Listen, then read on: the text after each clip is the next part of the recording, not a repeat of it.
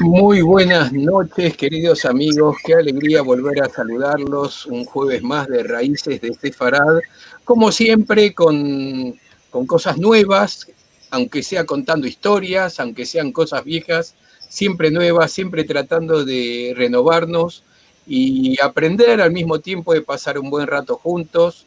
Desde hace ya más de un año en esta modalidad virtual que nos permite tener en contacto a todo el mundo, ya sea en vivo o los que después lo ven por YouTube, pero que nos permite hermanarnos desde todo el mundo, no solo a quienes participamos de estos encuentros, sino también el lujo que nos damos de tener conferenciantes también de todo el mundo, y la verdad que son gustazos que nos damos en este espacio.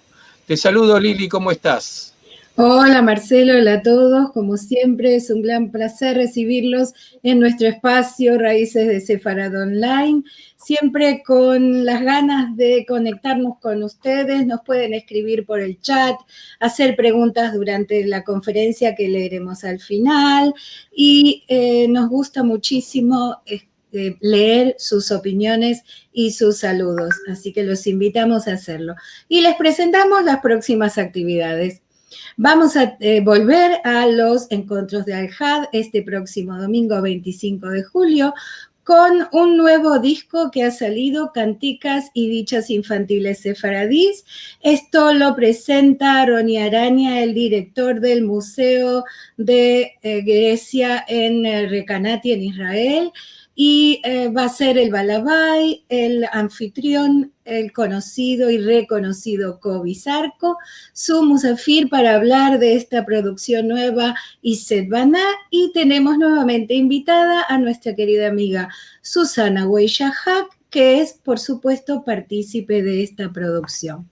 Así que los esperamos a todos el domingo en el horario habitual de la 1 del mediodía en Argentina. Pueden encontrar en sefarad.com el anuncio con horarios de otros lugares del mundo. También el próximo jueves vamos a tener un tema que no se ha tratado mucho, por lo menos dentro de nuestras actividades. Tenemos como invitada a la profesora Rivka Cook de Estados Unidos, y ella nos va a hablar de Arturo Carlos de Barros Basto, La llama invencible de Oporto, una historia fascinante que tal vez no conozcan y que es muy, muy linda, aunque triste, como algunas otras historias. Déjame para que tengan un poco de idea, quizás porque no es muy conocido, le dicen el caso Dreyfus de Portugal, pero que tiene mucho que ver con el renacimiento de la comunidad judía de Portugal. Tanto que se ha hecho una película de esto, y al final, cuando nos despidamos hoy, dentro de una hora y pico, les vamos a poner un tráiler de esa película, muy cortito, de 2 minutos apenas, para que vean un poco el perfil de esta personalidad increíble que Rivka Kut nos va a traer la semana que viene, que además veo que está en línea. Saludamos a Rivka ya que estamos. Es una personalidad realmente increíble que vale la pena el jueves que viene escucharla. Y tenemos los podcasts de cada semana con María Esther Silverman de Sea Winner. Es un placer escucharlo contar estas perlas sefaradíes. Así que los invitamos a entrar en Spotify y buscar los podcasts de Sefarad.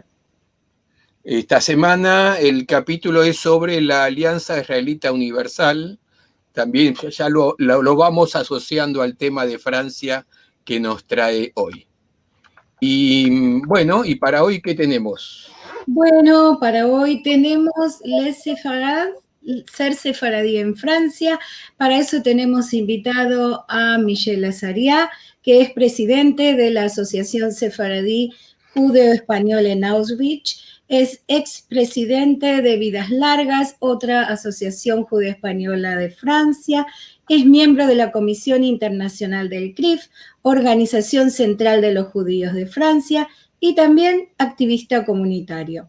Desde 2017, ciudadano francés y español, por la Ley de Nacionalidad del año 2015. Michelle vive en París, en Francia, y le agradecemos mucho y le damos la bienvenida a pesar de esta hora tan tardía en aquellos lugares. Hola, Miguel, ya estás con nosotros. ¿Cómo estás? Bienvenido. Hola, gracias Marcelo. Gracias Liliana, gracias Marcelo, es un placer estar con vosotros. Ahora son las 12:05 de la noche en París y me alegro de estar con vosotros. Bueno, nosotros estamos muy contentos y muy honrados y quizás no te conozcan mucho por estos lugares o de donde vienen la mayoría de la gente y se van a llevar una sorpresa porque Michelle es uno de estos dirigentes de acción que hace cosas, no es solamente de los declamativos, sino que son de esos de ponerse el overol y ponerse a trabajar y tener resultados, y entiendo que es parte de lo que nos va a contar, pero nos va a contar también la realidad de qué es ser sefaradí en Francia. Así que te dejamos, Michelle, con la gente, te escuchamos y estamos atentos. Muchísimas gracias.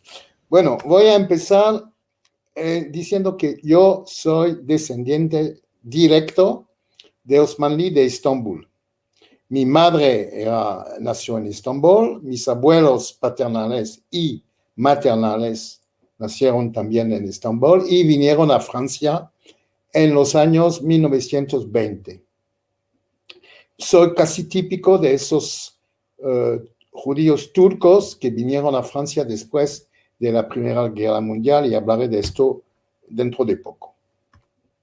Ahora empiezo con la presentación de los sefardí. Bueno, aquí tienen Gascoña. Gascoña es una provincia del suroeste de Francia.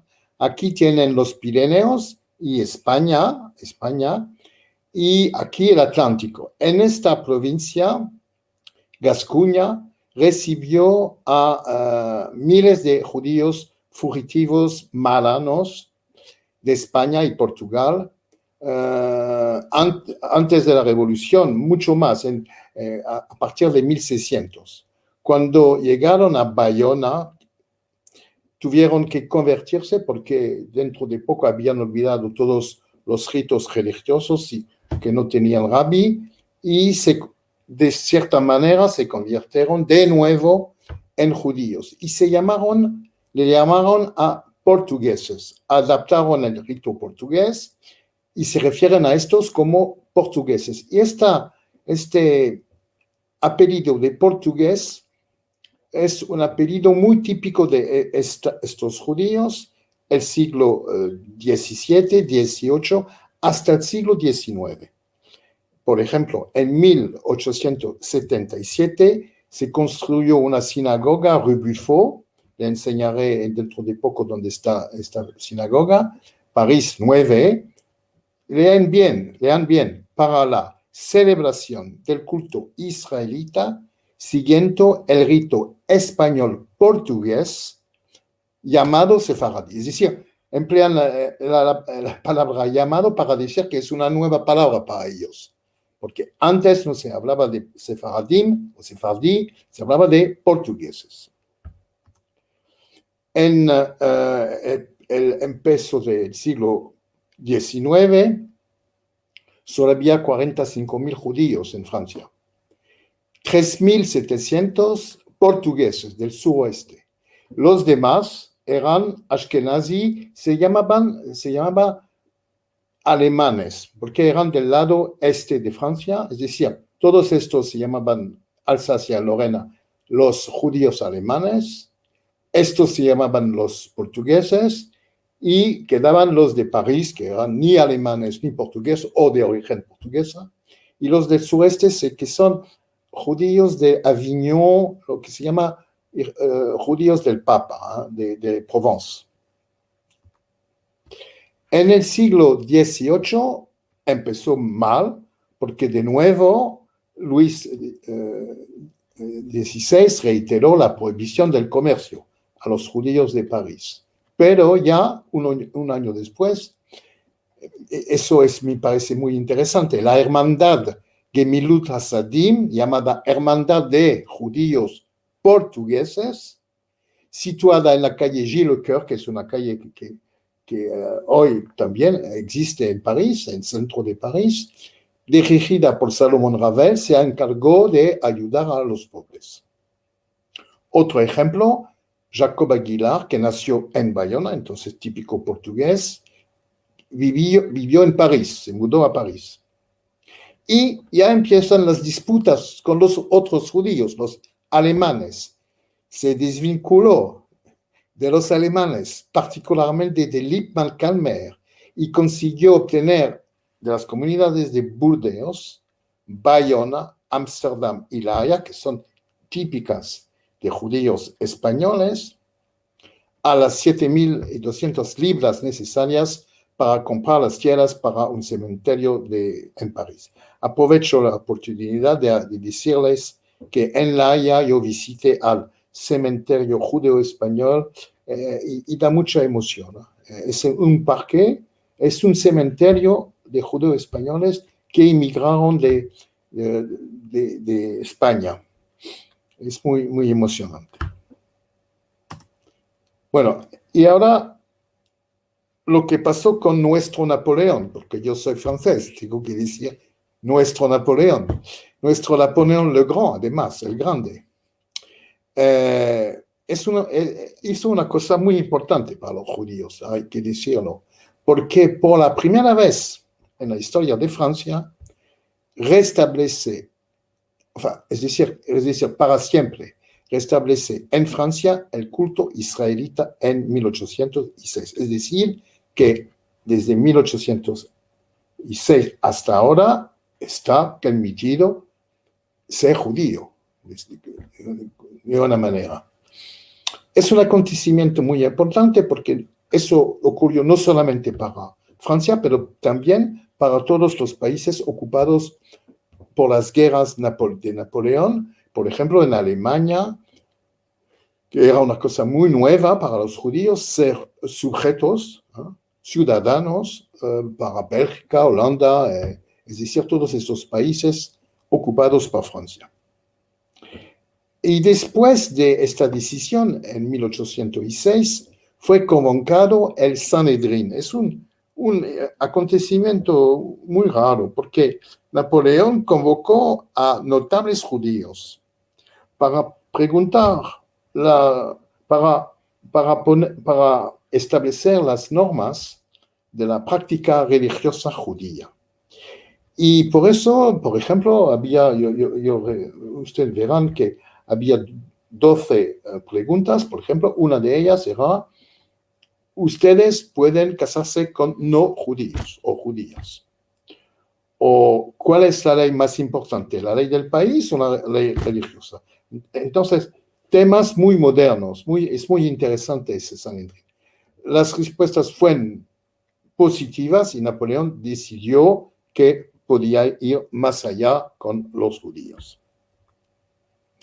El siglo XIX para los sefarad fue un siglo de crecimiento de la población judía. En París, 1809, incluyendo más de 250 sefardíes, entre los cuales 170 son de rito portugués, con apellidos muy portugueses: Benjamin Rodríguez, Isaac Pato. En general, en esta época, los judíos sefardí, eso ocurrió también en Inglaterra, eran más ricos, tenían más una posición económica más importante que los ashkenazí, los sefaradí, los alemanes. Ustedes van a hablar de la alianza israelita. Bueno, hay que decir que 2 miembros de los 6 pertenecían a la comunidad portuguesa: el rabino Astruc y el ingeniero Jules Carvalho. Apellidos muy portugueses, muy judíos, españoles. En 1870, como siempre era una minoría, hay unos 2.000 sefardíes, por un total de 23.000 judíos parisenses. Y otra vez un conflicto: los portugueses quieren preservar su originalidad. frente a la dominación alemana, el mundo sefaradí, que incluye los portugueses, los de Aviñón, los italianos, los otomanos y los magrebí, se unen y resisten. Y el consistorio decía, no, hay que hacer una unión entre los ashkenazim y los sefardim. Y los sefardim dijeron, no queremos una fusión de los ritos, queremos guardar nuestra identidad. Y por eso, como he hablado antes, los portugueses se negaron a la fusión y decidieron la edificación en 1876 del templo de la rue Buffo. El siglo XX, para los sefarad, es un siglo muy importante, porque llegaron a Francia, en particular en los años, como mis padres, 1920 hasta los años 1935, sefaradí del antiguo Imperio Otomano, Turquía, Grecia, Bulgaria y otros países, Yugoslavia, por diferentes razones locales, el servicio militar en Turquía, Askerlik, el aumento del antisemitismo en Grecia, el programa del campo de Campbell en 1931, pero también por razones francesas. La influencia masiva, otra vez hablamos del tema de la Alianza Israelita Universal, y por lo tanto de la lengua francesa, el poder, la atracción económica de Francia, y otra razón muy importante, la necesidad que Francia repueble el país después de la sangría de la Primera Guerra Mundial, con gente educada ya en francés, en los países de origen. También hubo una ley muy generosa, la ley de nacionalidad. Era bastante fácil. En 1927 hubo una ley para dar la posibilidad a los inmigrantes, incluso a los judíos, naturalmente, de cambiar de nacionalidad. Eso lo hizo mi abuelo, Jubel Abraham, y su familia. Eso es la nacionalidad de una de sus hijas, de mi tía. Lo hicieron muy rápido. Salió la ley en 1927 y ya el 7 de agosto de 1928 ya habían aprovechado la ley para ser francés. Bueno, hay que decir, hablaré después de esto, que ocurrió durante la guerra de los que no eran franceses, pero hablaré después de esto. Esta inmigración judía dentro de las dos guerras mundiales eran en mayoría ashkenazí. 90% de los judíos que emigraron a Francia eran ashkenazí, polacos, alemanes, rusos, rumanos, húngaros, checoslovacos. Y solamente 10%, aquí está marcado, otomanos y búlgaros. Es decir, que dentro de las dos guerras mundiales emigraron a Francia 207.000. Es decir, que creció 70% de la población judía al principio de la guerra era de origen inmigrante entre las dos guerras mundiales y mayoría ashkenazí.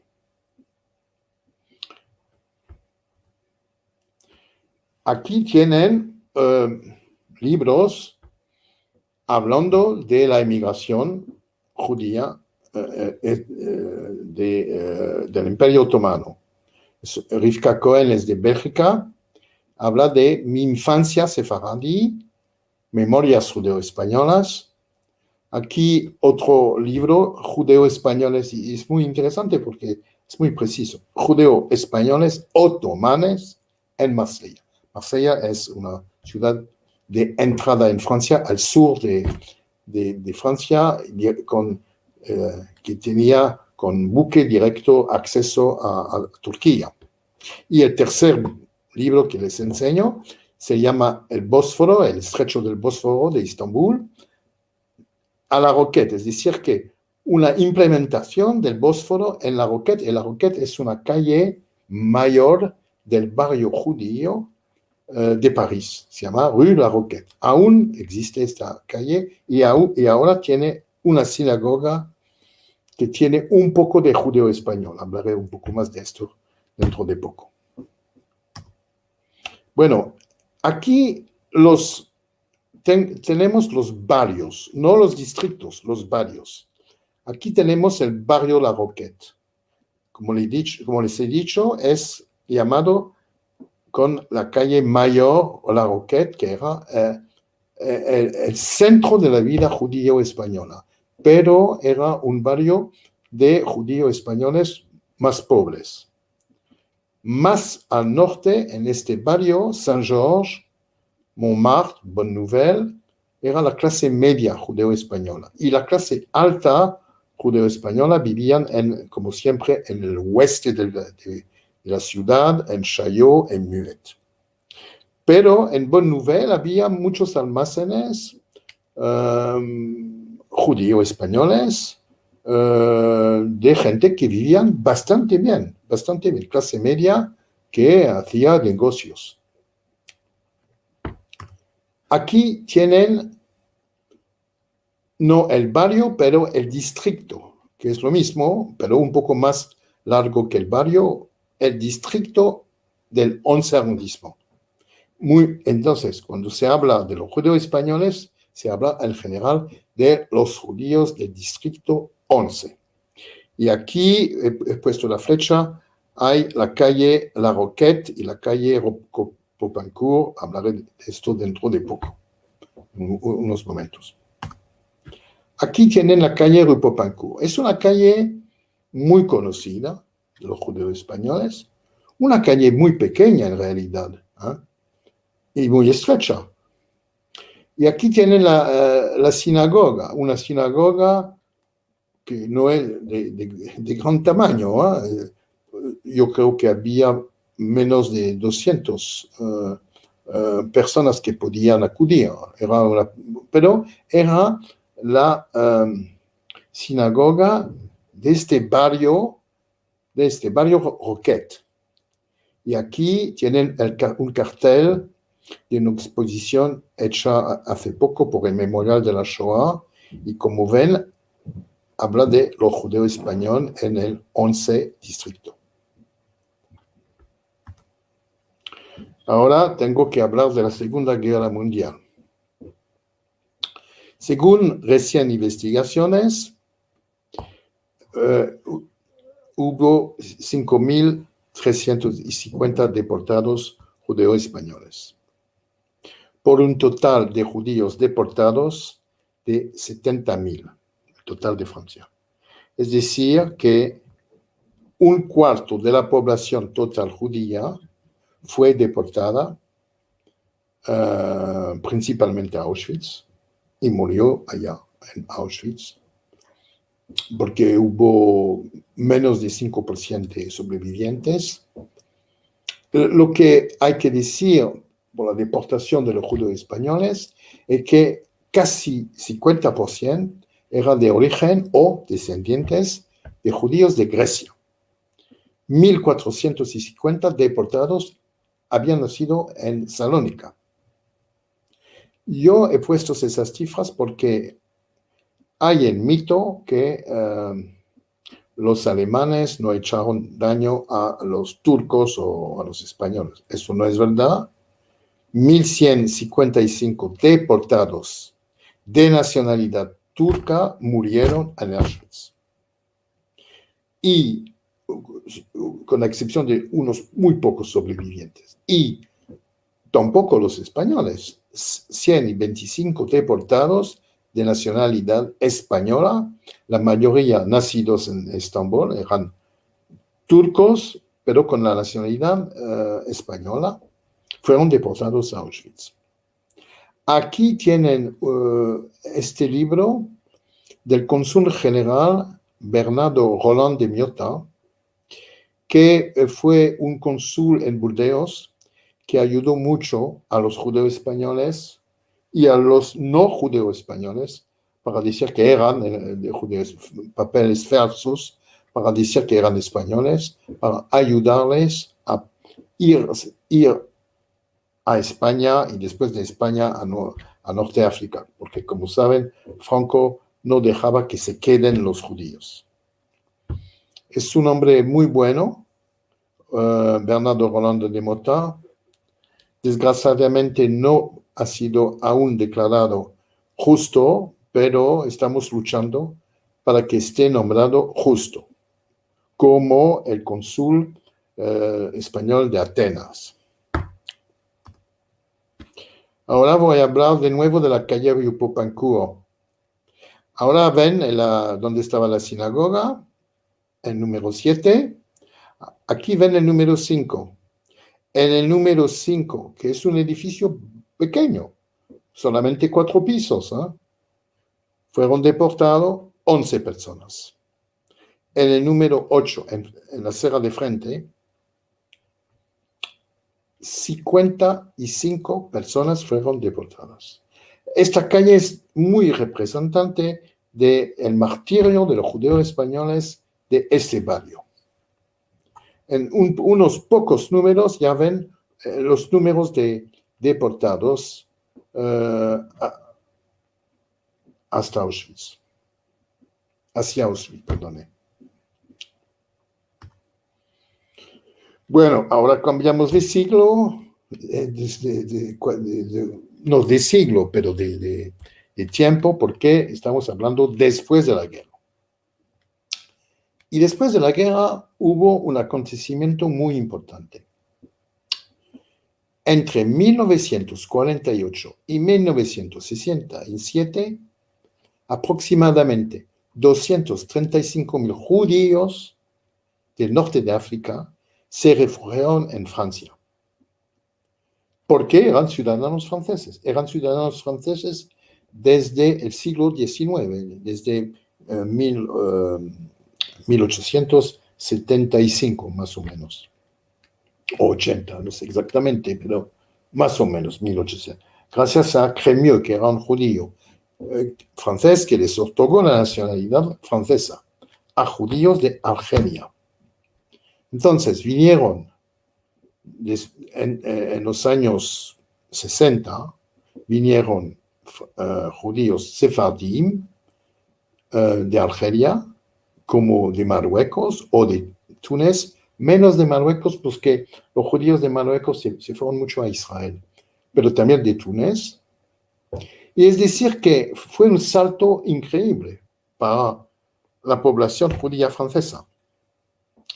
La población judía en Francia saltó entre 1950 y 1976 de 225.000 a 650.000 personas. Para darle una idea, hoy somos 450.000 judíos. Pero volvemos a esta cifra. 225.000 judíos a 650.000. Entonces, la comunidad judía francesa, hasta entonces, casi exclusivamente ashkenazí, se volvió predominantemente sefardí. Una población menos asimilada que sus correligionados establecidos durante más tiempo en Francia, los judíos del rito sefaradí ayudaron a revivir la práctica religiosa. Pero estos sefarad, hay un pero, porque estos sefarad, digamos, eran muy diferentes de nosotros por el tema de la cultura, el tema de la cocina, el tema de la lengua, eran muy diferentes, pero se autollamaban sefarad. Y por ejemplo, hay este artículo que cuando se lee, se sabe que no se habla de nosotros, los judíos españoles de Turquía, o de Grecia, o de Bulgaria, porque se dice como los judíos sefaradim tuvieron que dejar las tierras de Islam. Cuando ustedes leen esto, se dan cuenta que no se habla de nosotros judíos españoles, se habla de una población típica sefarad, pero de otra región de Europa, del sur de Europa. Y por eso he puesto sefarad versus judío-español, porque desde este acontecimiento nosotros no nos llamamos más sefarad, nos llamamos judeo-españoles. Y, por ejemplo, este acontecimiento que ocurrió en 2017 lo dice de manera muy clara. Dice Shabbat culturel sefarad, judeo-español. Tiene que decir judeo-español, si no, no se entiende. O, cuando hicimos el memorial de los deportados, no se puso las víctimas sefaradim, se puso las 5.300 judeo-españoles deportados de Francia. Es verdad que los de África del Norte les gusta la palabra sefarad, tiene una marca de nobleza, una marca muy buena, y les gusta. Y piensan, pero no tienen razón, piensan que casi todos vienen de España, que de manera histórica no es verdad, no es verdad. Solamente una minoría viene de España. Pero así se lo piensan y están muy confortables con la idea de describirse como herederos de España. Entonces, como ya les he dicho, desde más de 40 años nosotros, desgraciadamente, no podemos emplear la palabra sefarad o sefarad. Sefarad se puede escribir en dos maneras en francés. Esta manera es un poco más cerca del español. Esta manera es más cerca del francés típico, para describirnos. Entonces, nos llamábamos portugueses, como les he explicado, después sefaradí, y hoy nos llamamos judeo-españoles. Y yo creo que es por eso que tenemos un vínculo muy fuerte con él, para enseñar el vínculo fuerte con la lengua, que nosotros llamamos el judeo-español, y nosotros que nos describimos como judeo-españoles. Es nuestra identidad. La palabra judeo-español nos describe muy bien en Francia como población de origen del Imperio Otomano. Yo he puesto esto en emisión en sefardí porque es la palabra que emplea Mathilde Barnatán para describir la lengua. Dice que habla en sefardí. Si preguntas a un judío español en Francia, le preguntas, háblame en sefardí, te va a decir, ¿qué quieres decir? ¿Quieres que te hable en francés? No.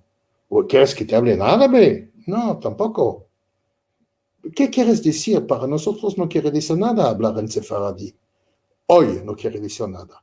Si quieres decir judío español, hay que decirlo. No se puede emplear esta palabra. Y ahora voy a hablar de nuestra vida en Francia con las asociaciones judeo-españoles. La primera realmente fue fundada en 1978 por el profesor Jaime Vidal Cefira. Esta asociación ha hecho publicación de libros, hoy tiene menos de 100 miembros que pagan su cuota de membresía y se reúne cada 2 semanas para hablar en judeo-español. Y yo sé que Liliana es invitada a hablar, es una cosa muy buena. El presidente hoy es Sabitay Sagués, que es originario de Salónica. Bueno, voy a decir naturalmente unas cositas a propósito de Jaime Vidal Cefira. Jaime Vidal Cefira nació en 1923 en Bruselas, Bélgica. Fue típicamente un hijo de reparadores de alfombras, la profesión de sus padres, Fue detenido el 1 de marzo de 1943, internado en campo, el equivalente de Drancy en París, en Francia, en Malinas, en Bélgica, y fue deportado a Auschwitz el 22 de septiembre de 1943. He puesto la palabra Aide porque nos recordaba, yo estaba muy cerca de él, para mí es un mentor, es un amigo, y yo recuerdo él diciendo, cuando llegué en Auschwitz, casi el segundo o tercer día, estábamos trabajando con otros presos, y un hombre me dijo, date prisa, me dijo Aide, que conoce la palabra Aide, es la palabra turca, y le dice date prisa. Es decir, que el tercer día ya empezó a estar con otros judíos españoles. Y recuerdo que tenía una voz muy buena y para tener media taza de algo de café, pero de café muy malo, para tener un poco más o un poco más de pan, cantaba canciones en judío españoles para los otros presos. Jaime Vidal Cefira es un autor de libros fundadores. Primero escribió, uno de sus primeros libros fue La agonie des judíos españoles, La agonía de los judíos españoles, traducido en 2012 por Martín Lemoine, y este libro salió en 1977. Y otro libro importante, El judío español, salió en 1986 y fue traducido por Martín Lemoine en castellano, El judío español, en 2017.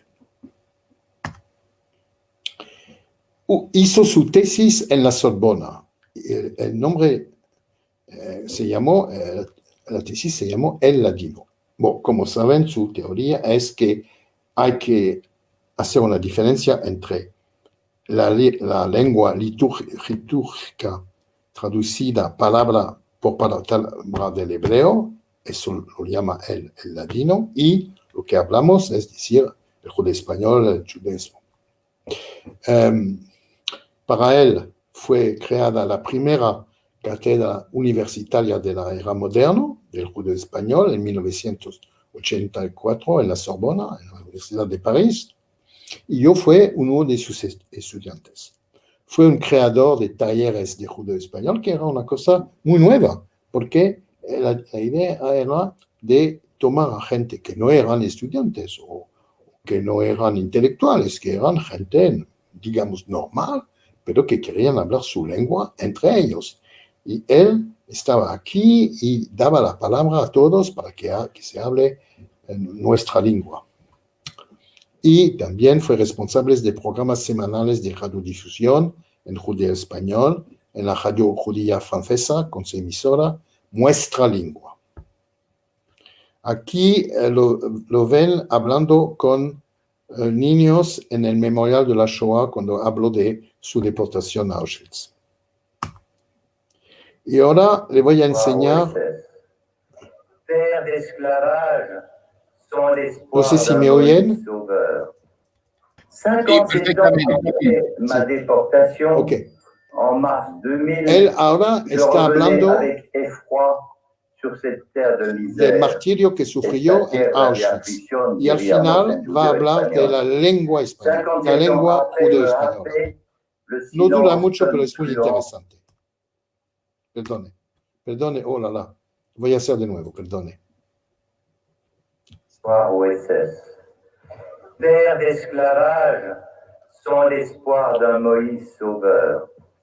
57 ans après ma déportation, en mars 2000, je revenais avec effroi sur cette terre de misère. Esta tierra de aflicción, diríamos en judeo español. 57 ans après me happait le silence tonitruant de cette fabrique de mort. 57 ans après, me réclamaient les voix des miens. Ici, au mémorial, manquait la dalle en judéo-espagnol. Aquí faltaba Choqué, la raja en indigné, judeo-español. je ne pouvais admettre pareille absence. Avec Michel Azaria et quelques amis, nous créâmes l'association JEAA, Judéo-Espagnol à Auschwitz, association qui mena avec ténacité l'action en faveur de cette dalle. Es la inauguración de la Laja. Aujourd'hui, nous voici réunis devant elle, vous la verrez tout à l'heure. Aujourd'hui sont gravées ici à jamais les douces sonorités de notre langue, ainsi chantées jadis par le grand rabbin de Turquie, Chaim Bejarano.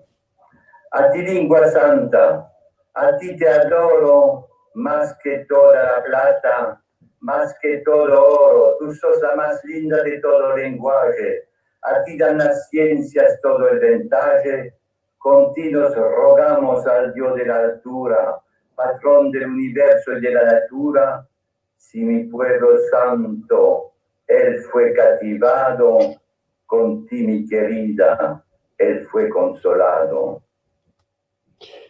Entonces, han entendido que eso fue la inauguración de una laja en judeo-español, y aquí tienen el texto, que es un texto estándar, como las otras 20 lajas, traducido por Chaim Vidal Sefija, con una palabra que es una palabra del ladino.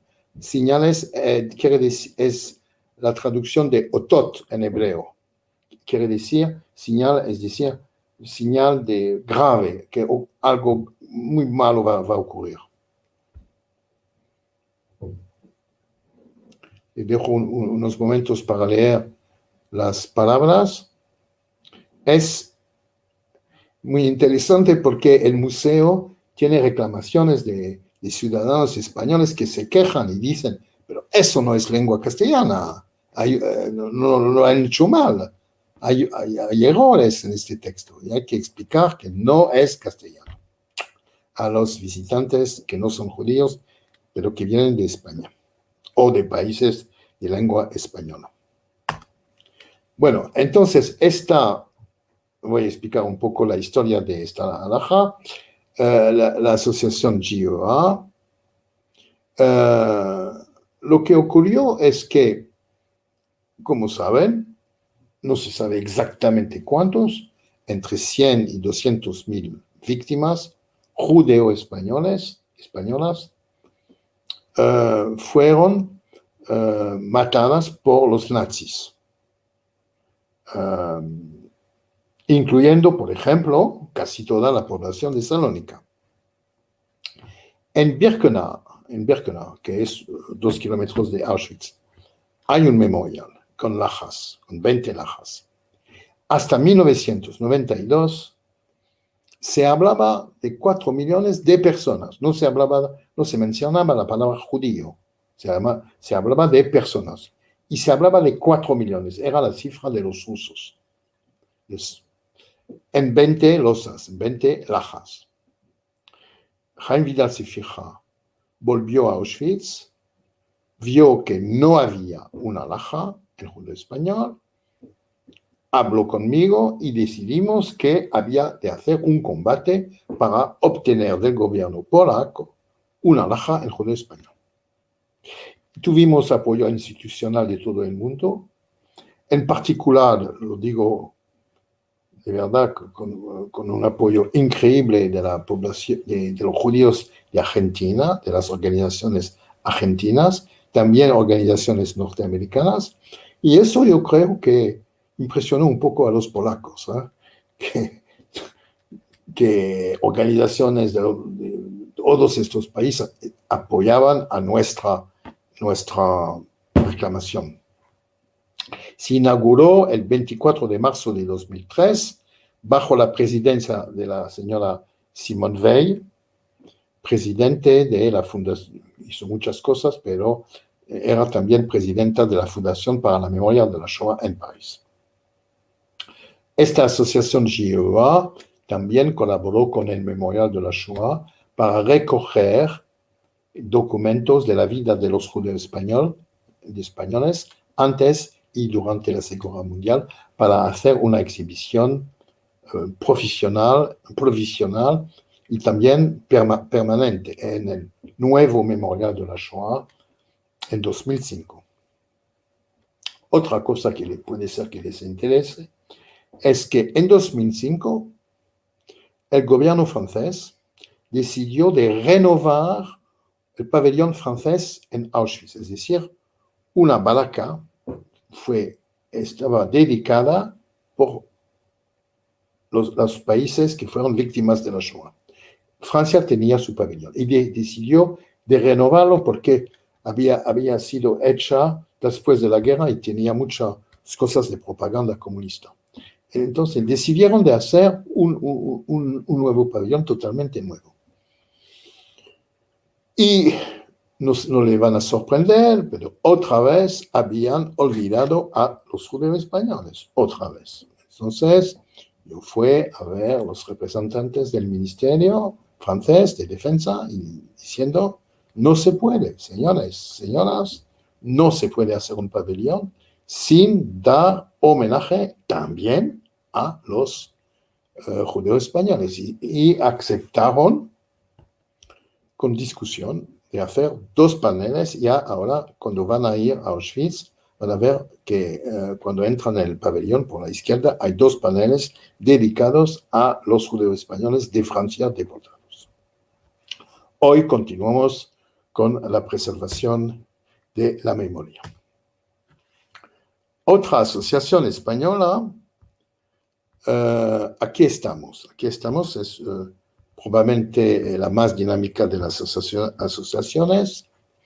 Organiza cursos de judeo español con 2 profesores muy bien conocidos, Marie-Christine Bonvarol y Vangelis Maruggiani.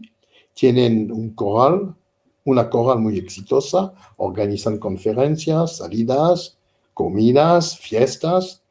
Tienen unos 500 miembros y la presidente es Jenny Lanuri, de origen estambulí. Aquí yo creo que es importante, porque el futuro es muy importante.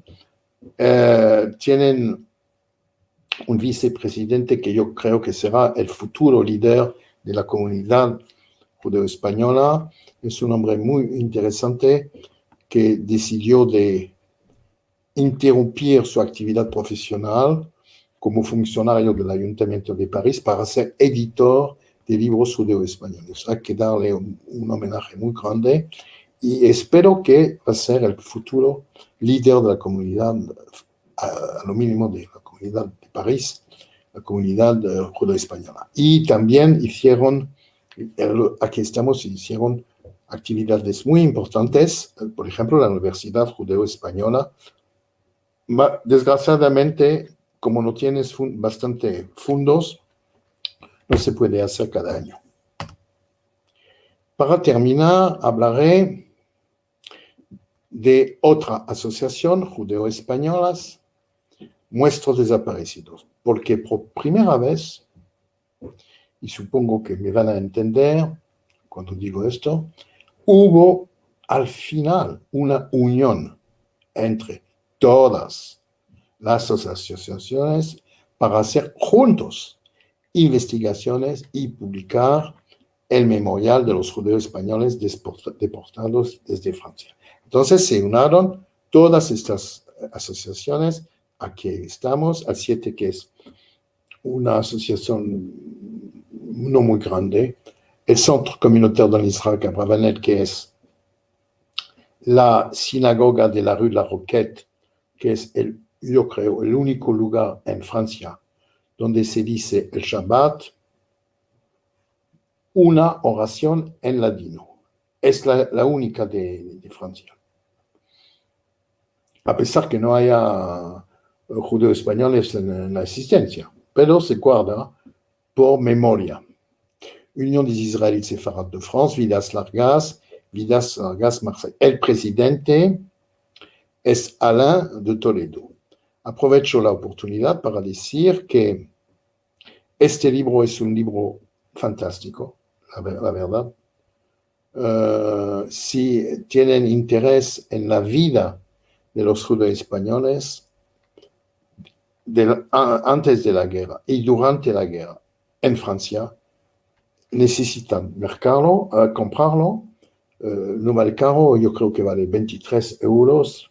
Son 150 páginas hechas con muchas investigaciones, con mucho cariño, y tengo que hacer publicidad porque tenemos que vender este libro. Bueno, es una necesidad. Bueno, y voy a terminar diciendo que esta asociación también, o digamos Alain de Toledo, como yo supongo que han oído de esto, hizo un libro que se llama El Nehamá al reverso. El Nehamá al reverso, como saben, Nehamá hizo un diccionario donde se tienen las palabras del judeo-español traducidas en francés. No solamente palabras, pero también refranes, y dice mucho de la vida de los judeo-españoles, en particular a los judeo-españoles de la Salónica. Pero para los franceses es muy difícil, porque si tienes solamente del judeo-español al francés, no puedes encontrar tu palabra. Entonces, lo que hizo Alain fue como 20 años de trabajo personal, hizo el reverso, es decir, que con palabras francesas puedes encontrar la palabra de Nehamá de judeo-español. Y así termino y les doy las gracias y saludos a todos. Excelente, Michel. La verdad estaba pensando qué adjetivo iba a usar y se me están acabando los adjetivos en cada vez que cerramos alguna de estas charlas de Raíces de Sefarad. Si quieres, cierra el PowerPoint, así nos podemos ver. No sé si ya nos estás viendo. Así ya. Perfecto. Ahora busca para vernos las caras, así que ya nos podemos ver. Vos veo. Nos está viendo. Yo quiero, antes de acotar un par de cositas. La primera es que alguna de los trabajos y conversaciones con François Atlan, con sus ediciones, o el trabajo de Alain de Toledo con el tema del diccionario al reverso de Nehamá, están en los videos de los encuentros que tuvimos los domingos con ellos. El que quiera profundizar en esos temas, hay mucho en estos videos, lo buscan en los videos en nuestro canal de YouTube, porque es muy interesante, como bien dices tú, es gente joven, a veces, yo me acuerdo de grandes discusiones con el gran Jaime Vidal se fija, más que discusiones, charlas, de esto de si el judeo español se muere o no se muere, y todos le tenemos mucho miedo a la caída de la lengua. Y cuando vemos resurgir gente joven, como es el caso de François, realmente nos pone muy contentos, o el mismo caso de Marie-Christine, que también gente joven, ya no son los inmigrantes, sino que son generaciones siguientes. Así que quien quiera profundizar de eso, ahí hay mucho material. Y lo otro que quiero decir es que en el 2003 fue lo de la alhaja. Eso. Sí. Bueno, después de la inauguración de esa alhaja, la JEAA realizó un video, un VHS, que dura 22 minutos. Bueno, hoy lo he subido al canal de YouTube nuestro y se puede ver completo. Lo que Michel pasó un pedacito del discurso de Jaime Vidal se fija, bueno, está completo en el canal de YouTube para verlo. Se llama que este lugar, porque son las primeras palabras del texto. Claro. Exactamente. Michel, es espectacular porque nos has dado un panorama impresionante, no solo de la historia y del presente, de la presencia. Nosotros le seguimos diciendo sefaradí, pero comprendo perfectamente la dualidad porque también la vivimos en estos lugares. Quizás no nos hace tanto conflicto porque le decimos los sefaradíes de verdad o los sefaradíes propiamente dicho, o los ladinohablantes o los españoles, para diferenciarnos de quienes, como tú dices, se apropiaron también del nombre de sefaradí. Así que lo comprendemos perfectamente y nos has dado una explicación fabulosa, tanto histórica como del presente. No sé, Lili, si querés decir algo antes que pasemos a los comentarios.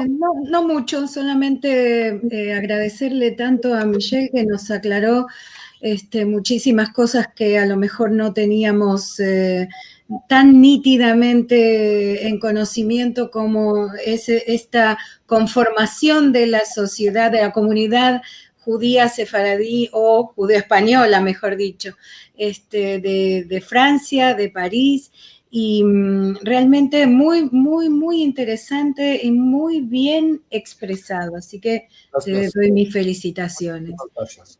¿Tenemos algunos saludos? Que yo lo dije al principio, que muchos se iban a llevar una sorpresa de quién es Michelle, con su capacidad en cuanto a conocimiento y capacidad de llevar adelante proyectos tan quijotescos como ponerse a enfrentar a los administradores del Museo de Auschwitz.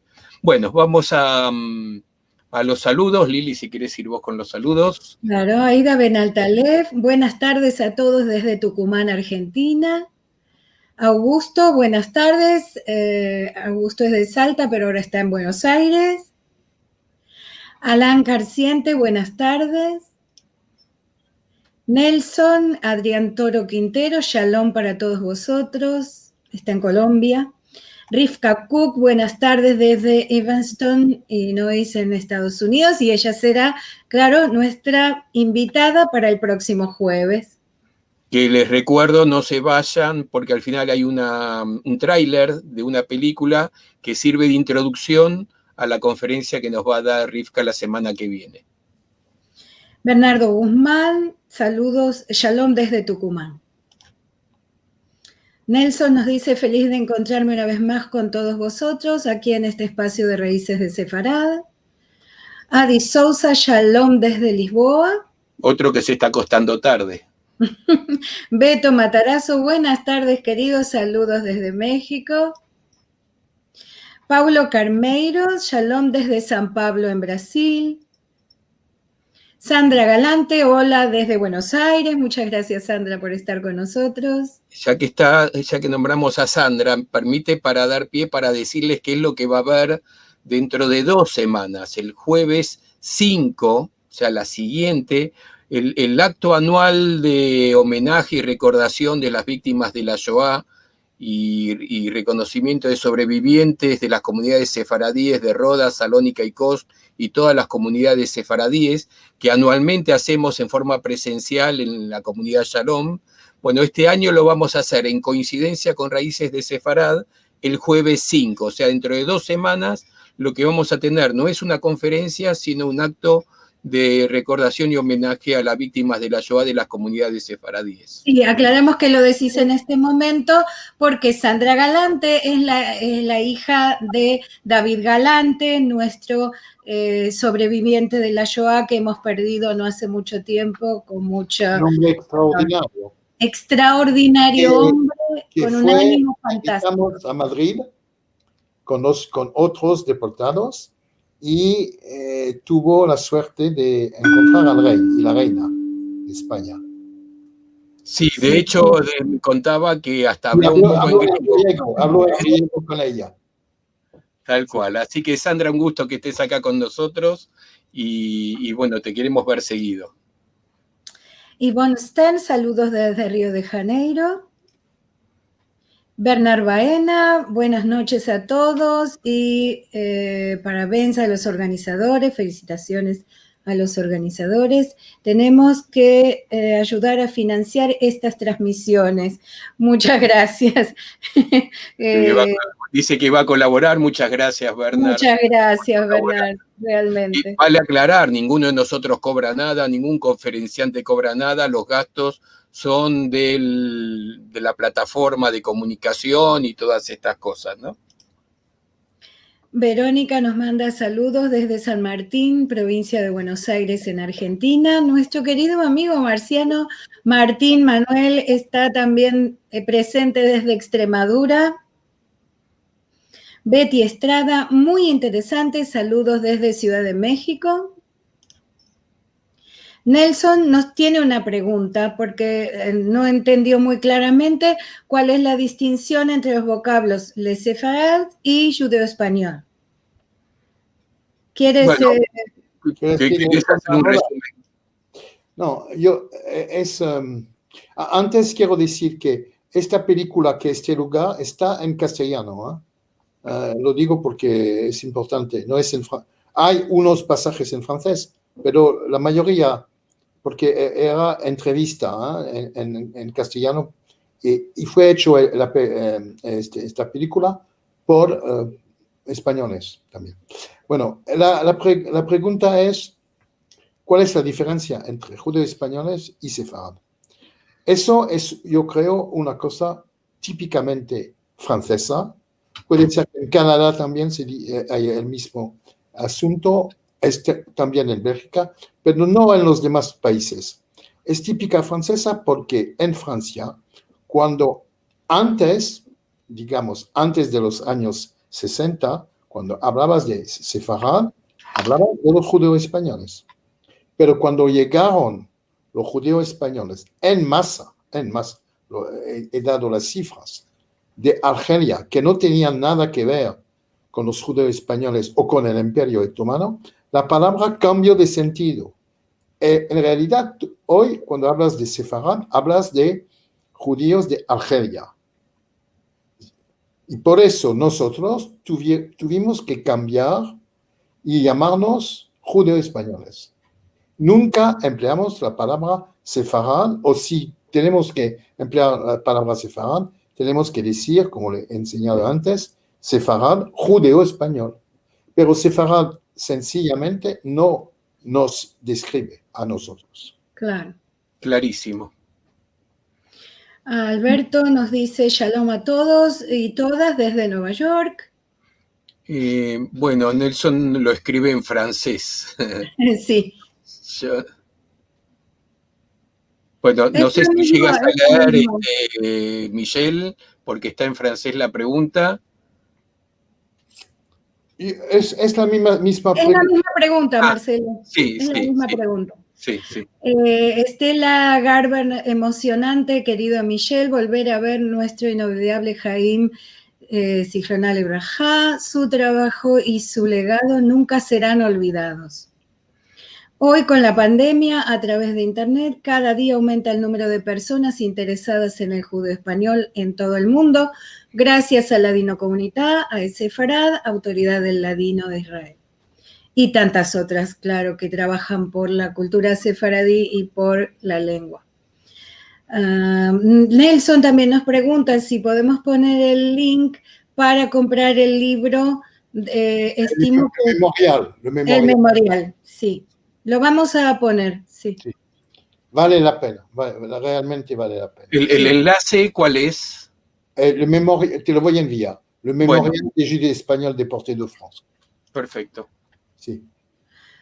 Paulo Carneiro, una emocionante clase de historia, obrigado. Rivka nos dice, excelente presentación, muchísimas gracias. Very nice of you, thank you. Appreciate it. Aida Benaltalef, muy buena charla. Betty Estrada, ¿podrían compartir el nombre y el autor del libro, por favor? No sé a cuál de los libros que has nombrado. El libro no tiene muchos autores. Es un colectivo de autores. Pero se llama Le Memorial des Juifs déportés de France. Recuerden que si tienen dudas, pueden ir al video en YouTube, buscar la parte para ver las tapas y todo esto, pueden repetirlo para ver si les interesa algo en particular. En los encuentros de Al-Had, que tuvimos una presentación por este libro específicamente, también aparecen ahí las direcciones donde conseguir el libro. Así que sí, ahora después la voy a buscar a ver si la ponemos. La vamos a poner nuevamente. Y si no, como siempre, nos escriben a sefarad@sefarad.com. Seguro. Bernardo, que nos dice muy buena charla. Merci, Michelle. Alberto, bravo para el señor Azaria, bella la presentación. Un abrazo de Alberto Bejar desde Nueva York. Delighted. Sandra Galante, muy La conozco interesante, y la saludo. Sandra Galante dice, muy interesante, gracias Michelle. Nelson que nos dice, excelente presentación, muchas gracias y Shabbat Shalom. Y ahora te quiero ver con la pregunta que viene, Michelle.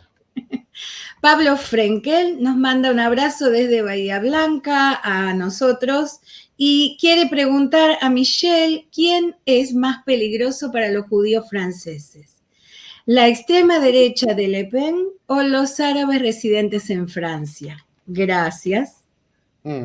Si quieres contestarla o no, como tú quieras. No, yo puedo contestar, pero ¿cuánto tiempo me das? 30 segundos te doy nada más. ¿Cómo podría decir? Es verdad que hay un riesgo que Marine Le Pen sea la próxima presidenta. Hay un riesgo. Y los judíos franceses, en la mayoría, son extremadamente contra Marine Le Pen, porque son descendientes de los fascistas franceses. Bueno, decir que no tenemos miedo con los árabes sería una mentira.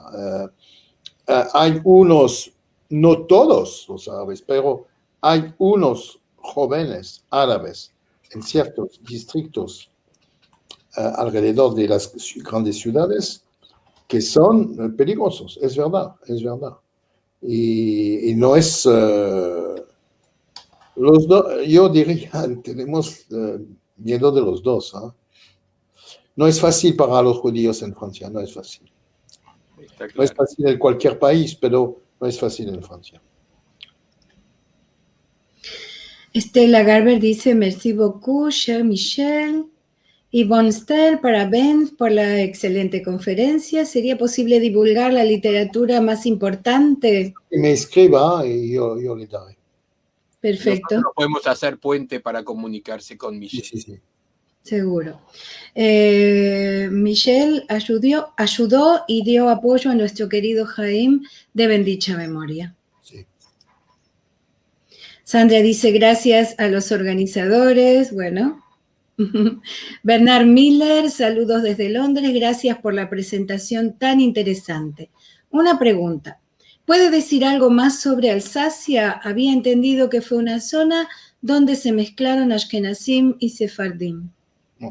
No, Alsacia es, en realidad, puede ser la cuna de los Ashkenazim. Es una región típica Ashkenazí.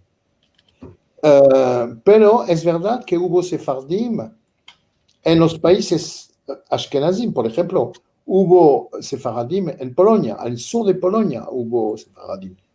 Había un rito sefaradí en Cracovia, por ejemplo. Pero Alsacia es típicamente ashkenazí, o como se llamaba en el siglo XVIII-XIX, alemán, de rito alemán o ashkenazí. Y acá Rivka Cook me dice que le gané 2 minutos, le hice ganar 2 minutos para su presentación por el tema del tráiler del video, así que ahora lo vamos a pasar, pero tiene una ventaja que no sabe Rivka, y es que lo hemos subtitulado, así que también lo vamos a dar subtitulado el tráiler.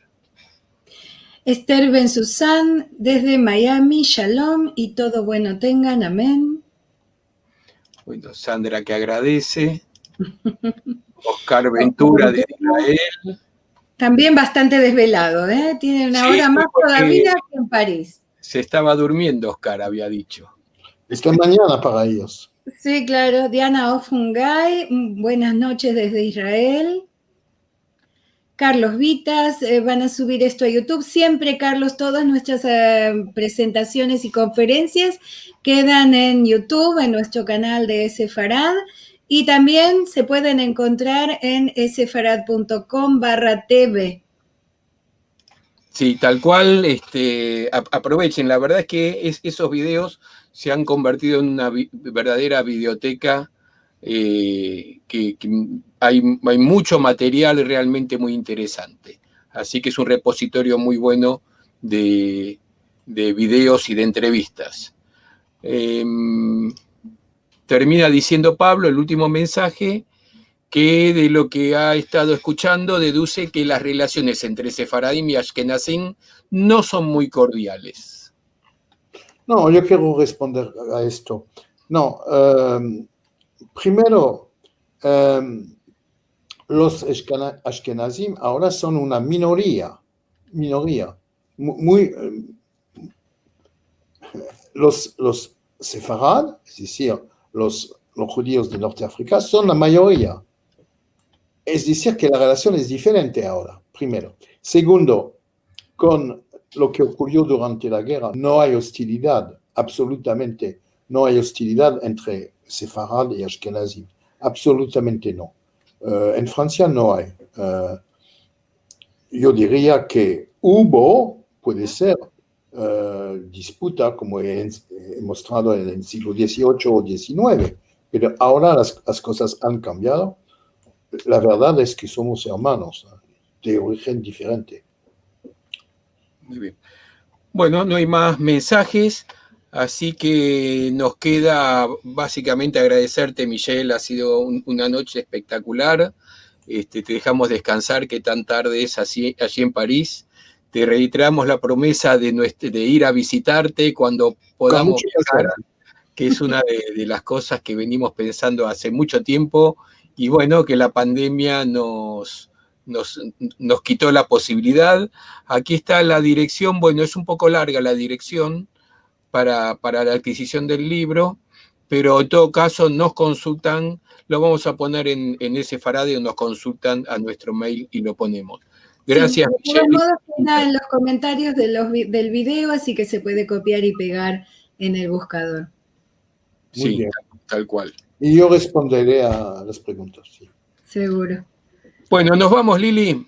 Nos vamos pidiéndoles que nos sigan acompañando en todas las próximas actividades, como el próximo domingo 25 de julio, que vamos a hablar de canticas y dichas infantiles sefaradís, y también el próximo jueves con La llama invencible de Oporto, Arturo Carlos de Barros Bastu, una historia que seguramente les va a atraer muchísimo, no tan conocida, un personaje realmente muy querible.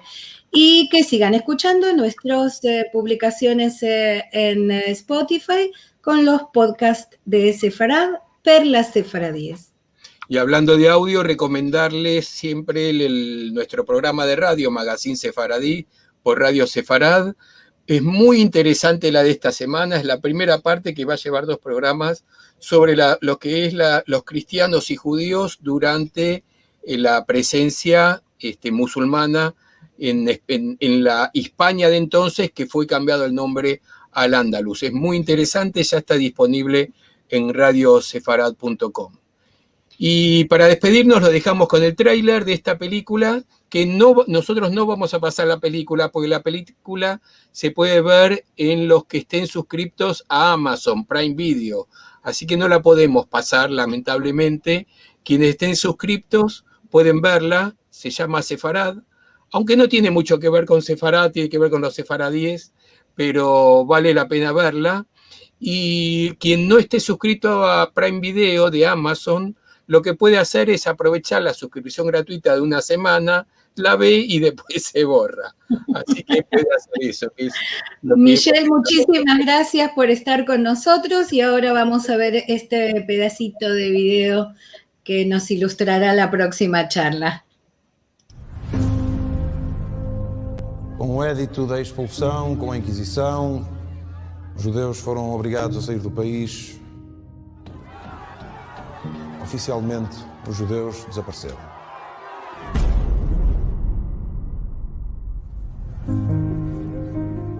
Judeus secretos. A viver em Belmonte e em algumas aldeias a norte de Portugal. Continuam a praticar os seus rituais escondidos nas suas casas, com medo. Quem são estes homens? São marranos. The Jews are deeply divided on this matter. The Marranos will never understand and adapt to the strict requirements of our religion, our culture, and our history. They are descendants of the victims of the fires of the Inquisition. Nossos irmãos escondidos precisam da nossa ajuda.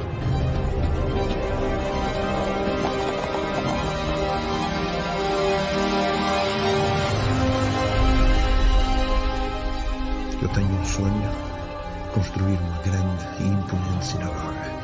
It will be the largest synagogue in Portugal. There's no shortage of synagogues the world over that are empty, even derelict.